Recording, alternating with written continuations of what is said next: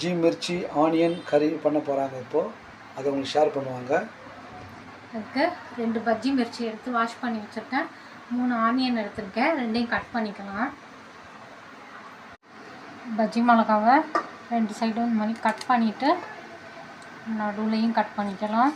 விதையெல்லாம் எடுத்துடலாம். நான் இன்றைக்கி 2 மிளகா வாங்கியிருக்கேன். பஜ்ஜி மிளகா ஆனியனை இந்த மாதிரி கட் பண்ணிக்கோங்க. மிளகாவையும் இந்த மாதிரி கட் பண்ணிக்கோங்க.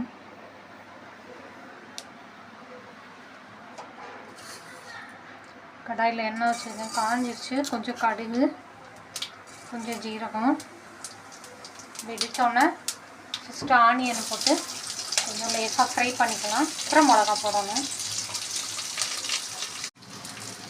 இது மிளகா போடுறேன். மூடி வச்சுக்கலாம். வேகட்டும். அதுக்குள்ளே இந்த பக்கம் கடலை மாவையும் வறுத்துக்கலாம். 4 ஸ்பூன் கடலை மாவு எடுத்துருக்கேன். ட்ரை ரோஸ்ட் பண்ணணும். நல்லா வாசம் வர வரைக்கும் ஃப்ரை பண்ணணும். கடலை மாவை இந்த மாதிரி ரோஸ்ட் பண்ணிக்கோங்க. நல்லா கலர் மாறுற வரைக்கும். கலர் மாறிடுச்சு. அணைச்சிட்டேன். தேவையான சால்ட்டு நல்லா மிக்ஸ் பண்ணிவிட்டு மூடி வச்சிடலாம். திருப்பி ஓப்பன் பண்ணுறேன். மஞ்சள் பொடி 1/4 ஸ்பூன், தனியா பொடி 1/2 ஸ்பூன், காரத்துக்கு தேவையான மிளகா பொடி நல்லா மிக்ஸ் பண்ணிடலாம். வறுத்து வச்சா கடலை மாவை ஆட் பண்ணுறேன். ஆட் பண்ணி நல்லா மிக்ஸ் பண்ணிடலாம்.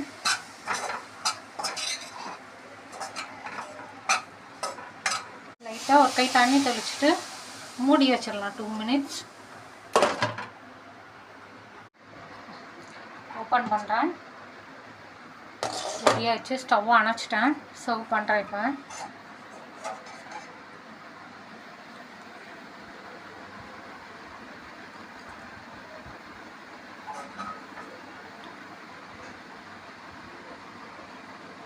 பஜ்ஜி மிர்ச்சி ஆனியன் கறி ரெடி.